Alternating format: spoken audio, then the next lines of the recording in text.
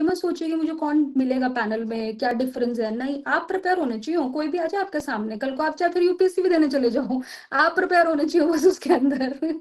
आपकी पर्सनैलिटी का टेस्ट है, आपके ज्ञान का टेस्ट नहीं है। कभी भी इंटरव्यू को ऐसे मत सोचिए कि ज्ञान का टेस्ट है, आपकी पर्सनैलिटी का टेस्ट है कि आप उसको कैसे हैंडल करोगे जो आप लेकर के आ गए हो पर्चा सामने, आप उस काम को कैसे सर्वाइव करोगे 4 साल 5 साल। तो बस ये सोच करके जाइएगा, और ये भी नहीं कि बिल्कुल ही मत पढ़ के जाइएगा, पढ़ के चले जाइएगा। मैं कह रहा है कि आप मुझे डीयू का आइडिया नहीं है इसके लिए, मतलब क्योंकि आपने डीयू में टैकल किया इसके लिए मैंने आपसे क्वेश्चन पूछा। हाँ अगर आपका जो परसेप्शन है, अगर when you come across with the BHU and AU, आपका ये सब माइंडसेट आपका मतलब धरा का धरा रह जाएगा। आपको मैं बीएचयू की एक बात बताता हूँ, ये जी इंटरव्यू काफी काफी जन के साथ में हुआ है। उनका टारगेट ये है कि वो अपने इनसाइडर स्टूडेंट को कंसिडर करते हैं। मैं जी, इसके लिए सब आपको पहला जगह क्वेश्चन है। ये पूछा, मैं आपको बता रहा हूँ, हमारे हमारे साथ में एक मेरा सीनियर है जिसका नाम शाहरुख है, लिटमेनिया चला रहा है। उसका like he got the like बहुत ही बैड बैड एक्सपीरियंस था बीएचयू के साथ में। उन लोगों ने टारगेट बना लिया कि मतलब I am not going to select you at any cost, करूंगा ही नहीं। Just give your explanation about your research papers, like what you have done, like done so far, and like how many articles you have some like read for that, and like prefer the websites। कोई matter नहीं करता है। उन्होंने target रखा था कि I am not going to select you. और शाहरुख मतलब like one of the brilliant like person की, मतलब आप बात कर सकते हो, आप पता कर सकते हो, like he is a very like genius guy. और उसको इस वक्त इफ्लू में है। बट उसने शेयर भी किया, इवन मैंने मतलब खुद पर्सनली चेक किया तो ये सच में है। एयू में भी है इवन, मतलब अगर आपको नहीं डीयू आइडिया होगा, में भी मतलब है। मैं एज अ बीइंग स्टूडेंट बता डीयू रहा में हूँ। भी है, मैं आपको बताना चाहती हूँ, डीयू में भी ये चीज़ काफ़ी है, जिसने वहाँ से उस डिपार्टमेंट से ग्रेजुएशन मास्टर्स कर ली उसको पीएचडी में बड़ा फेवरेटिज्म मिलता है। लेकिन मैं आपको एक चीज़ कहना चाहती हूँ इसके ऊपर, ये आजकल की देखिए पॉलिटिकल हालात चल रही हैं इस तरह की। तो जैसा आपने कहा कि बीएचयू में उनका कुछ एक नाम है और उनको नहीं मिल रहा है, चाहे वो कितने ब्रिलियंट हैं। तो आप कोशिश करिए कि देखिए, कुछ लोग होते हैं, हर तरह की सबकी पर्सनैलिटी होती है। कुछ लोग होते हैं बड़े कि नहीं, मैं तो इस चीज़ पे बिल्कुल झंडा ही उठा लूँगा, रिवोल्ट ही करूँगा, ये करूँगा, वो करूँगा। नहीं, आपको कोशिश करना चाहिए आप कितना उन चीज़ों से साइडलाइन होकर के अपने ऊपर काम करके किस भी जगह आप सीट ले सकते हैं। सर ने कहा ना, आप और मल्टीपल जगहों पे अप्लाई कीजिए। बीएचयू से बड़ी जगहों पे जाइए आप फ़ॉरेन चले जाइए। अगर आपको लग रहा है, आप इतनी कोशिश कीजिए, आप इतने ब्रिलियंट हैं, तो इतने ब्रिलियंट लोगों के लिए तो इंडिया छोटी जगह है। आप वो कोशिश कीजिए। आईआईटी कोशिश कीजिए। आईआईटी आज भी मैंने देखा है कई जगहों पे, मैं आईआईटी को बहुत सराहती हूँ इस मामले में, क्योंकि आईआईटी में मैंने ऐसे लोगों को देखा है आज भी वहाँ पर वो इतना डिस्क्रिमिनेशन नहीं करते हैं। या तो फिर आप कोशिश करिए कि आप पॉलिटिकल आइडियोलॉजी की धारा में बह जाइए, जिस जो भी धारा प्रवाह है, और अगर आप वहाँ नहीं बहना चाहते हैं तो आप फिर अल्टरनेट ऑप्शंस को तलाश कीजिए। कि आपके अंदर डिसहार्टनमेंट भी ना आए कि अरे मैं तो इतना इंटेलिजेंट था, मेरे को वहाँ सीट नहीं मिली, उन्होंने ऐसा कर रखा है, लेट देम बी, कर रखा है, तभी तो आप देखिए कि हमारी दिल्ली में कौन है चीफ मिनिस्टर। तो कोई भी हो, कुछ भी हो, सबका सबका फेवरेटिज्म है सब ये जगहों रेखा पर। गुप्ता भी रेखा गुप्ता भी काफी इंटेलिजेंट है, क्योंकि उसको AQI का और उसका आईक्यू को इसको डिफरेंशिएशन पता नहीं है। वो भी बहुत इंटेलिजेंट है वैसे। तो आपको तो और पता ही है ना, ये सब लोग इंटेलिजेंट हैं। और देखिए, मैं नहीं, आपको मैं एक बात और एक्चुअली कहूंगी, आने ये वाले मेरा टाइम में इन्हें इंटेलिजेंट थिंकिंग लोगों की बायस जरूरत इसको लेकर है पड़ेगी। कि अगर सपोज कि कोई अगर वहां से एमए और यूजी कर रहा है, पीजी कर रहा है, तो उसको काफी फेवरेटिज्म मिलता है, मतलब हाँ, कि मिलता है। लाइक ही इज और शी इज माय स्टूडेंट। तो वो कैसे भी हो, इवन कि सामने डिस्क्रिमिनेट करके हटा देंगे कि नहीं, ठीक मेरे है मेरे मेरा नहीं सीआई में हुआ। एक बात कहते थे वो लोग, कि ये हमारे बनाए हुए गधे हैं, ये हमारा काम करेंगे, इसलिए हम इनको पीएचडी में लेके आना चाहते हैं। लेकिन उन गधों के पास इतनी भी अकल नहीं थी कि वो हमको पछाड़ सकें, क्योंकि हम तो बाहर से आ रहे थे। तो फिर अकल तो कहीं ना कहीं मैटर कर ही जाती है ना। तो इसीलिए खुद पे कॉन्फिडेंस रखिए, ये मत सोचिए आप सब, सच में मैं तो ये कहूंगी, इन चीजों में मत पड़िए कि कौन किसको टारगेट कर रहा है, कौन किसको रिक्रूटमेंट कर रहा है। क्योंकि मैं भी देखिए, अब मेरा इस साल से फोर्थ ईयर स्टार्ट हो जाएगा, मैं थर्ड ईयर कंप्लीट होने वाला है। मैं भी अभी तक बहुत जगहों पे अप्लाई कर चुकी हूँ, मैं देखती हूँ कि किस तरह से इंटरव्यू में एक दो पोस्ट निकलती हैं और एक दो पोस्ट पे किनको रखा जाता है। लेकिन मैं इन चीज़ों से अपने आप को बड़ा अनअफेक्टेड रखती हूँ, क्योंकि मुझे ऊपर वाले पे बहुत भरोसा है, और मैं यहाँ पे सीखने के लिए आई थी, काम करने के लिए। तो मैं वो सीख रही हूँ, मैं उस प्रोसेस में हूँ। और दूसरी चीज़ ये कि मुझे ऐसा लगता है, मुझे एक फेथ है कि जो मुझे इतने आगे तक एक डिवाइन फोर्स लेकर के आया, उसने मेरे लिए कहीं ना कुछ रखा होगा, वरना वो इतनी आगे लाते भी नहीं। आप सोचिए, बीइंग अ गर्ल, मेरी तो शायद, मैंने बीएलएड करा था, मैं अगर आपको अपना एजुकेशन का ही बैकग्राउंड बताऊं, मैंने बीएलएड करा था 4 इयर्स वाला। और मेरा 2016 में स्कूल में भी नौकरी लग गई थी। तो मैं तो स्कूल में ही पढ़ा रही होती आज आज तो मेरी शादी हो गई होती, 2 3 बार बच्चे होते, तो मैं तो इतना आगे आती ही नहीं। तो आप इतना आगे आ चुके हो और आप कह रहे हो आप ब्रिलियंट हो, तो आप फेथ भी तो रखो ना उसी के साथ में। आपके लिए कहीं न कहीं सीटें बन जाएँगी। इन चीज़ों पे सच में मत पड़िए, ये सिर्फ़ आपके दिल में गंदगी पैदा करती हैं, ये आपको कहीं न कहीं कमज़ोर बनाती हैं, कि आप ये सोच रहे हैं कि उन्होंने ऐसा माइंडसेट बना रखा है, ऐसी वहाँ पे हमारे लिए रोक लगा रखी है, क्योंकि फिर अगर ऐसे मैं करती रहूँगी तो मेरा तो मन ही नहीं करेगा पीएचडी करने का, फ़ायदा क्या है मुझे अगर कोई प्रोफ़ेसर ना बनाए। लेकिन मैं ये चीज़ें सोचती ही नहीं हूँ, मुझे जो मेरा काम करना है, मैं अपना काम करूँगी, जहाँ मेरे लिए सीट लिखी होगी, आज तक जैसे बना है रास्ता वैसे ही आगे बनेगा। आप यहाँ पे कर्म करने के लिए आए हैं, आप यहाँ ये सोचने के लिए नहीं आए हैं कि अरे! वहाँ का हाल ऐसा है, यहाँ का डीयू में भी है, बहुत ज़्यादा है। ऐसा है कि आप खुद सर्वाइव नहीं कर पाएँगे, मेरे साथ हुआ था, सर तो जानते हैं बिल्कुल। मेरे साथ तो मतलब मैं तो आपको क्या ही बोलूँ, मेरे साथ तो 1 साल ऐसा हो गया था कि मैं तो छोड़ने के लिए तैयार थी। मैंने सर को बोला था, "सर मैं ये नहीं झेल पाऊँगी, इतना हरासमेंट हो रहा है, एक औरत ही औरत के साथ कर रही हैं।" क्योंकि वो एक औरत एक पर्टिकुलर जाति से बिलॉन्ग करती थीं और वो उनको ये था कि अरे! अब इन अपर कास्ट वालों को तो मैं जीने नहीं दूँगी यहाँ पर। तो उनका तो ये हाल था, मुझे पहले पता नहीं था, मैंने सोचा इनके नाम के आगे कोई सरनेम नहीं लिखा है, ये भी भाई हमारे जैसे ही होंगे या कुछ भी, मैंने तो भाई उनको चूज़ कर लिया। बाद में वो औरत मेरे को बड़ा प्रेशराइज़्ड फ़ील कराने लगी कि तुम मेरी जगह जाकर के क्लास पढ़ाओ, तुम मेरी जगह जाकर के ऑब्ज़र्वेशंस करो, तुम सारा काम करो, और जब मेरे को बारी आई कि मैम मेरा आप प्रपोज़ल बनवा दीजिए, मुझे रिसर्च कोलोकियम में प्रेज़ेंट करना है। शी सेड मैं तो कोर्स वर्क रिपीट करा दूँगी, तू मेरा काम नहीं करती है, ये वो।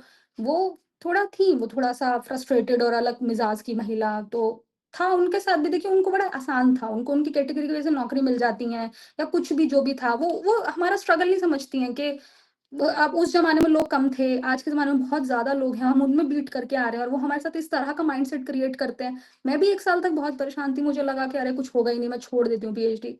लेकिन फिर मैंने धीरे-धीरे सर से बात करी या मैं 1-2 जो भी जिन लोगों से मैं बात कर सकती थी, मैंने उनसे बात करने के बाद में मैंने अपना सुपरवाइज़र को चेंज किया और मैं आज पीएचडी में हूँ। तो मैं आपको ये कहूँगी कि अगर बीएचयू नहीं मिला और आप कह रहे हो कि उनको इग्नू मिल गया है, तो इग्नू मिल गया इट्स बेटर। उनको कोई और जगह भी मिल जाएगी वो बेटर। आप ये सोचिए ऐसा कोई इंसान नहीं होता, मैंने तो अभी तक देखा नहीं अपनी इतने सालों की जर्नी में कि जिसने मेहनत करी और उसे कुछ नहीं मिला।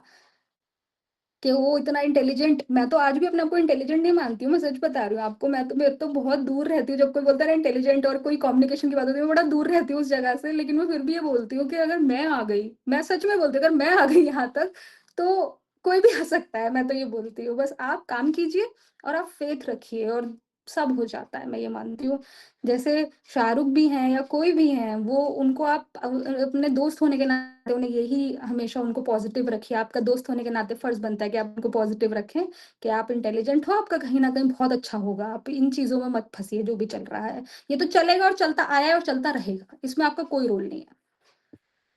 तो आई होप मैं आपको थोड़ा-सा इसमें समझा पाई होंगी अपनी मतलब समझ के अनुसार। बाकी तो sir is there.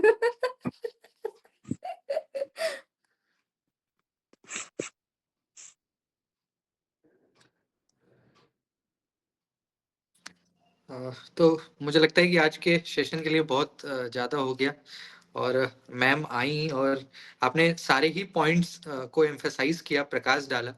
Research proposal, literature review, citation, references, bibliography और टॉपिक को कैसे चूज कर सकते हैं, कई सारे डिजिटल वेबसाइट्स के बारे में भी आपने बात की। तो इतने कम टाइम में इतने सारे एरियाज को टच करना ये कभी भी साधारण नहीं है। ये आपके एक पकड़ को बताता है, कितना कमांड है आपका रिसर्च के ऊपर, अपने टॉपिक के ऊपर, और आप कितना मेहनत कर रहे हैं। ये कहीं ना कहीं इस चीज से पता लगता है कि इतने कम टाइम में आपने इतने सारे एरियाज को टच किया। और यहाँ पे जो स्टूडेंट्स हैं मल्टीपल फील्ड्स हैं, कुछ हिंदी, इंग्लिश, संस्कृत, सोशियोलॉजी, और सभी कहीं ना कहीं सेटिस्फाइड हैं। बहुत मजा आया, ऐसा लगा कि कोई बहुत ही ब्रिलियंट स्पीकर को हम सुन रहे हैं। और अभी भी 10:30 हो गया, 9 PM से आप बोलना स्टार्ट किए थे, अभी भी ऐसा लग रहा है कि 1-2 घंटा अगर आप बोलें तो सुन सकते हैं लोग।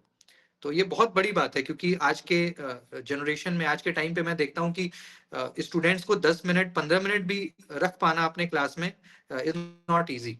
बट आप ये देख सकते हो अपने व्यक्तित्व में, अपने पर्सनालिटी में, कि आपके अंदर वो बात है कि इतने सारे स्कॉलर्स हैं, मास्टर्स, पीएचडी, कुछ प्रोफेसर्स भी कनेक्टेड हैं अभी इस क्लास में, और सब लोग अभी तक बने हुए हैं। तो बहुत मैं आपका धन्यवाद ज्ञापित करना चाहता हूँ और आभार भी प्रकट करता हूँ कि आप शॉर्ट नोटिस पे आए।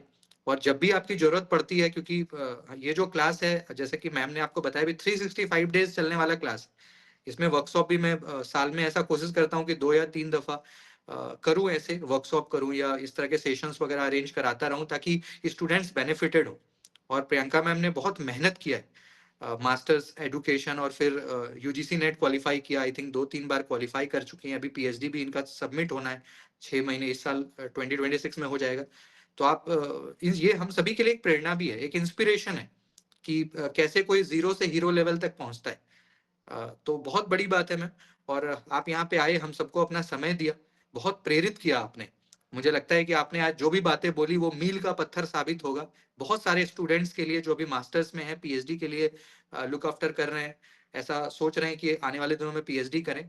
तो उसके लिए आज का जो ये सेशन है वो माइलस्टोन साबित होने वाला है, मुझे ऐसा लगता है। और आगे भी अगर ऐसी जरूरत कभी आन पड़ेगी तो मैं उम्मीद करता हूँ कि आप हमेशा अपना प्यार बना के रखिए, और जब भी आपकी जरूरत पड़ी तो आप ऐसे ही आते रहिए, हमें मोटिवेट करते रहिए, अपना नॉलेज शेयर करते रहिए, ताकि हमें आगे बढ़ने की जो प्रेरणा है वो मिलती रहे। बहुत धन्यवाद आपका। Thank you so much for joining us. Thank you so much. Thank you everyone, सभी का धन्यवाद आने के लिए। कल का सेशन है फिर कल 9 बजे अर्चना दीक्षित मैम इग्नू से आ रही हैं, तो कल फिर हम मिलेंगे। मैम अगर आप फ्री हो तो आप भी ज्वाइन कर सकते हैं। तो कल हमारा सेशन है 9 PM, तो कल मिलते हैं। बाकी प्रियंका मैम का कांटेक्ट किसी को चाहिए तो मुझे इंडिविजुअली आप व्हाट्सएप करिएगा, तो मैं इंडिविजुअली भेज दूंगा मैम का मेल आईडी या कांटेक्ट। हेलो सर, ठीक है 1 मिनट सर। जी। हेलो या सर। प्लीज, हाँ प्लीज बोलिए। हाँ सर, मुझे मैम की एक बात सर मुझे बहुत अच्छी लगी, जो मैम ने भी ये बात बोली थी कि जितना खुद के ऊपर काम करो उतना बेटर रिजल्ट मिलता है। सर इस बात को सर मैं पर्सनल एक्सपीरियंस कर चुका हूँ। सर मैंने पिछला जो यूजीसी नेट जेआरएफ का अटेम्प्ट दिया था, तो सर मेरा मतलब स्कोर उसमें था 125। सर मेरा स्कोर इतना कम क्यों हो गया? सिर्फ एक बात के पीछे कि मैं ये चीज सोचता तो कि वो ये पढ़ रहा तो मैं भी वो पढ़ूं, मेरा फ्रेंड वो पढ़ रहा तो मैं उस पर जाऊं। मैंने खुद पर काम नहीं किया। मुझे पर लग अब मुझे इस चीज का सर मतलब अफसोस होता है कि अगर मैंने उस टाइम पर खुद पर काम कर लिया होता तो मेरा स्कोर 200+ होता। लेकिन मेरा सिर्फ इस चक्कर में मेरा सारा टाइम बर्बाद होगा कि मेरा वो फ्रेंड ये पढ़ रहा, मुझे ये पढ़ना है, यहाँ वहां, मतलब खुद पर काम नहीं किया। और मैम ने एक बात जो बोली कि कर्म करिए, तो जैसे गीता में भी एक बोला गया है कि श्लोक है, कर्मण्यवाधिकारस्ते मा फलेषु कदाचन। ये बात सर मुझे मैम की बहुत अच्छी लगी कि जितना खुद पर काम करो उतना बेटर रिजल्ट मिलता है sir.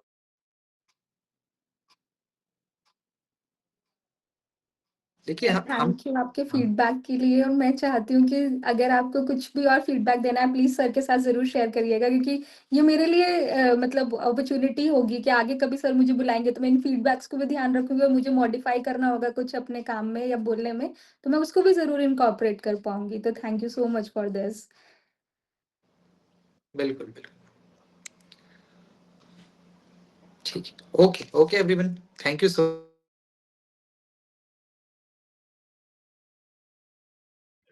Thank you, ma'am, and thank you, sir.